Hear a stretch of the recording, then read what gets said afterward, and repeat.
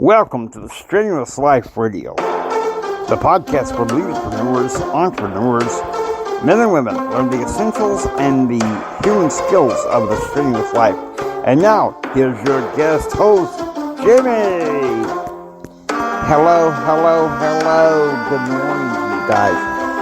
It is a lovely, sunshiny morning here in West Texas. Well, we need to get down to business because this is kind of sadly, this is another story in my life where I came to the point, it's kind of sort of related to my buddy Keith, but it's also related to some things going on in my personal life. I was having some personal drama, dysfunctional family systems and everything. And my counselor was like, stay and fight. And my friend was like, stay and fight with distance. But now I had, back then in the church, in the Restored Church of Christ, in those days, we had home teachers. And I had a home teacher who was also my bishop later on. His name was Mike. And he said, Jimmy, for your free will, for your self-preservation,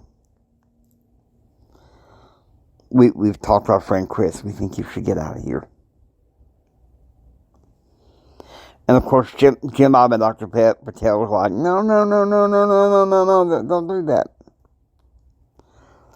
And Mike, he was pretty blunt about it, but I realized he was giving me some tough love. He's like, Jimmy, come on.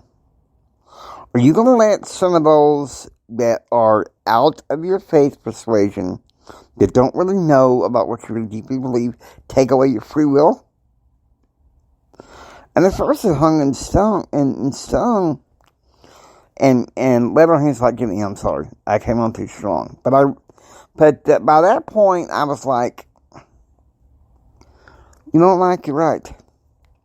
I need to get out of here. And so I made plans.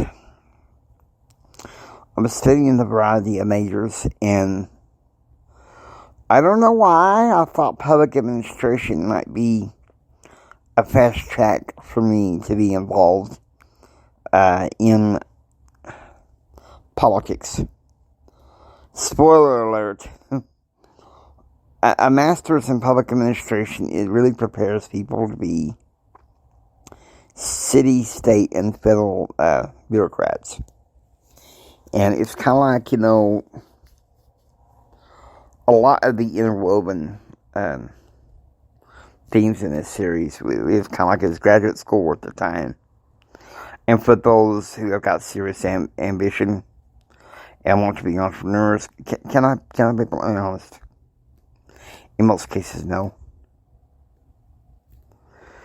I mean, if you're one of those artistic entrepreneurs, then unless you're studying on something like politics, no, philosophy, or something that requires more foreign languages, then you're wasting your time. And I'm not even going to go through my history there, but let's just say this. By October, November, December, I thought to myself, I got stones to bend. And there were times I was tired. I was living temporarily off and on with Jim Bob at the time. Now, I was staying with him quite a bit because his aunt was away in Oklahoma. And I said, okay, Jim Bob, I got the money for cab fare. I got to get out here for a while. So I went to the house, and I went online in January of 2003, and I filed the application. I didn't tell Brad and Jim Bob about this until later, because I knew they would oppose this. When friends like Mike and Chris, who wanted my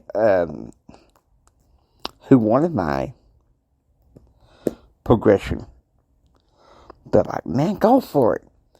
Push the pedal to the metal, Jimmy. You've got this. And so, I filed the application. January, I was living mostly with Jim Bob, and he was Jim Bob's mindset was so limited. Not to mention, bless his heart, he was very eccentric. And of course, after my divorce, there were times I would fixate. I had feelings for a friend of mine in the past. We'll call her Karen. Okay, and so that popped up in my mind. I thought, well,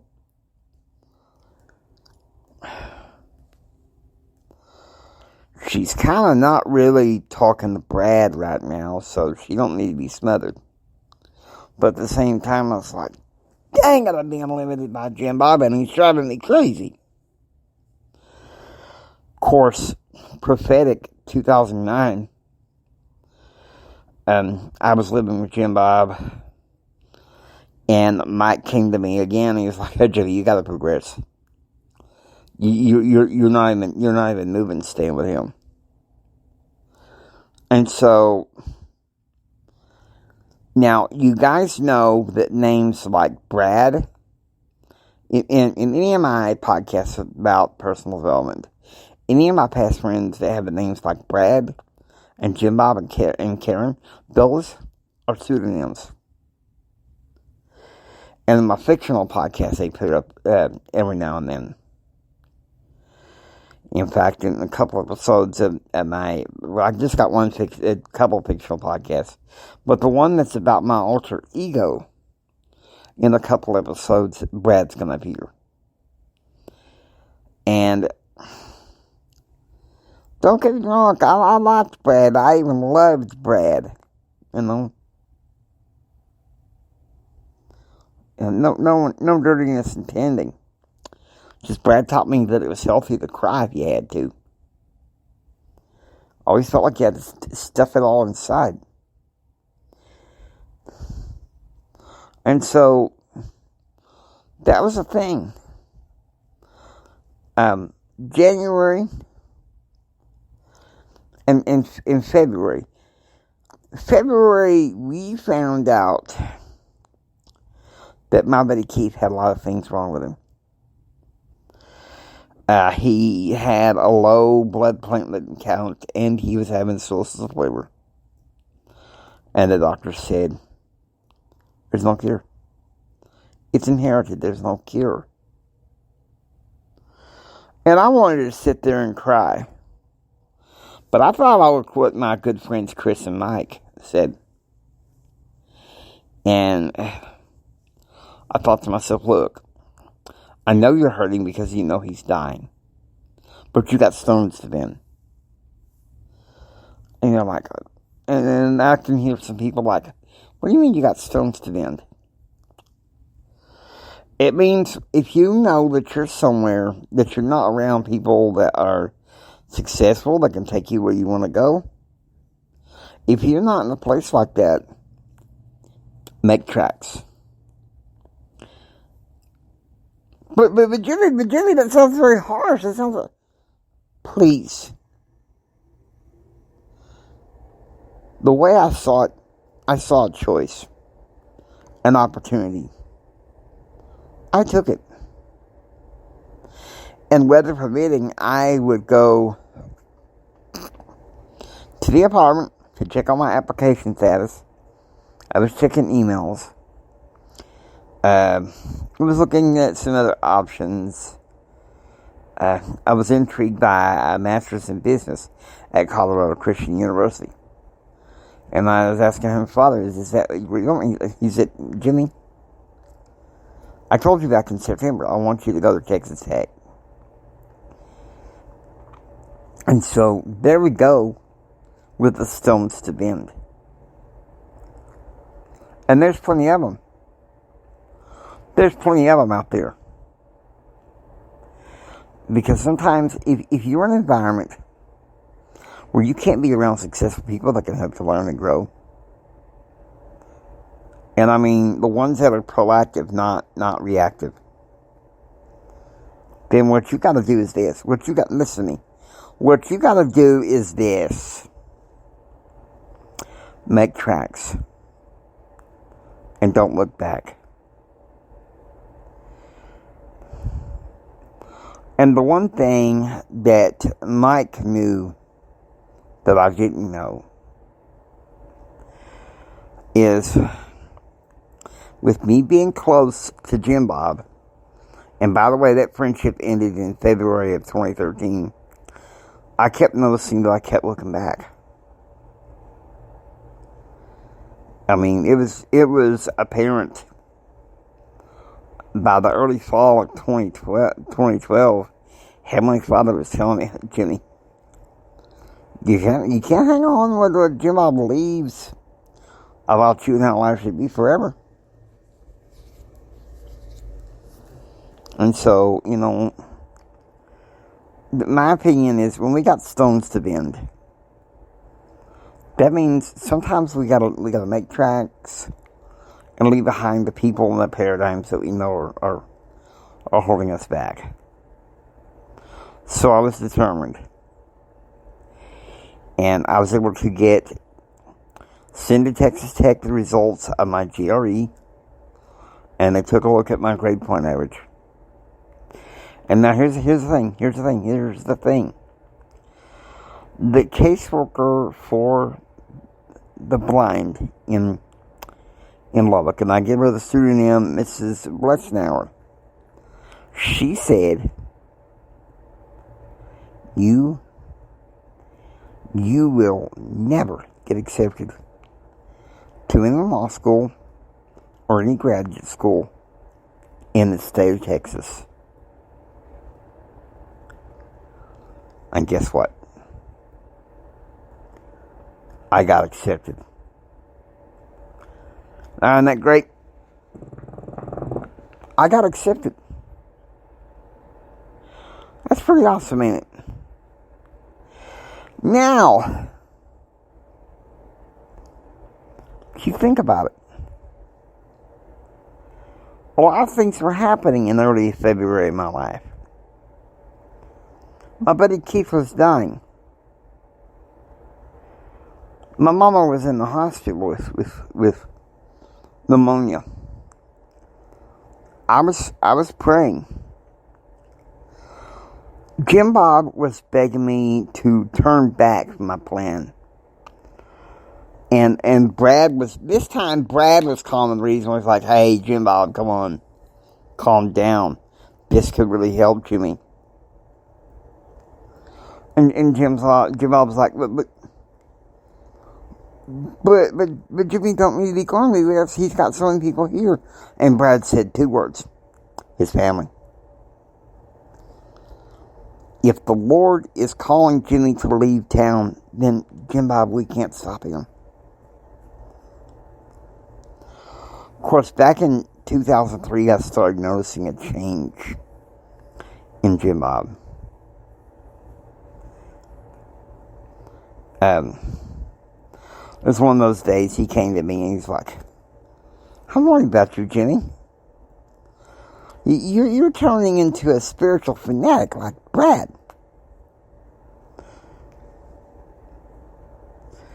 You know what? Maybe there's nothing wrong with being that way. You know, there's some parts of things of Brad that I liked. But I couldn't go the same path that he did. Yes, maybe I am a little bit fanatical about my faith. But it taught me something.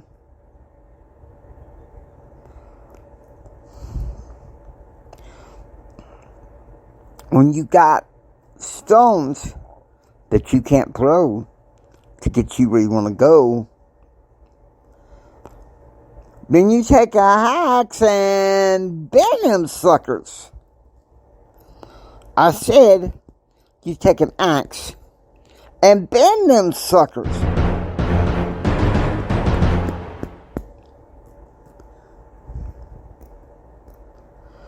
And meanwhile, Jim Bob and one other friend he was close to, we'll call her Grace. It's like, Jimmy, Keith is dying. Don't do this. Please don't do this. And, but what the thing was, Keith was alternating between the hospital and a nursing home in Arlington. Okay? He called me in March after I was accepted to graduate school. And he told me, he said, Jimmy, I'm proud of you. He said, man, I love Jim Bob with all my heart. He can be a tower of strength, but the problem is he holds people back. And then he said, Jimmy, I'm not going to die. I swear to you, I'm not going to die. And I think this was because he knew, once Jim Bob knew that there was no turning back, there were lots of times in 2003 where I felt like he was just trying to avoid me. And I was crushed. And there were times, I guess in part because of my relationship with my real father, that I want to turn back. And of course, I feel like I got several talks from Mike and Chris telling me, Jimmy, grow up. Grow up. It's like Heavenly Father telling me, Jimmy, you're not going to get a full approval from your dad. You know it. So it's time to bend them stones. This 2003 progressed. All I had to do was get ready to make tracks. I did my best to bend those stones. I got accepted. All I had to do was get housing. But there was a wait list and a large jump of hoops to go through to get on this federal housing community in Lubbock. And my specialist would not sign a paper saying that I was blind. And I didn't know what to do, and I came to Chris. I called Chris one day crying. He said, relax. There's a doctor in the church that'll certify that you're blind. So, that's what happened. Now, I'm not going to go too far into the future. Of course, I moved to Lubbock. I tried the adventure to graduate school, and it flopped. But the one thing I did learn, and I'm still learning, is sometimes the people you're hanging out with, they may be some of the best people, but if they're not going to help you throw the stones you need to make a good track for your success where you are, then what you got to do is make tracks. Okay, that's probably the strenuous life. I love Jim Bob very much. But what time he wasn't out pulling weeds and rummaging around in alleys, he basically just sat there and watched TV. So now I hope you enjoy listening to the Streamless Life radio. If you like what you hear, please subscribe and become a part of the Streamless Life radio community. Until next time, don't just sit there and take it. Build your dreams so you can take it. Do what others don't so you can do what others won't. And do what others won't so you can step out, step up, and step into how others can. And also, think strong, live strong, and live the strenuous life. God bless you. And remember this, from the bottom of my heart, Jenny loves you. I really, really, really, really love you.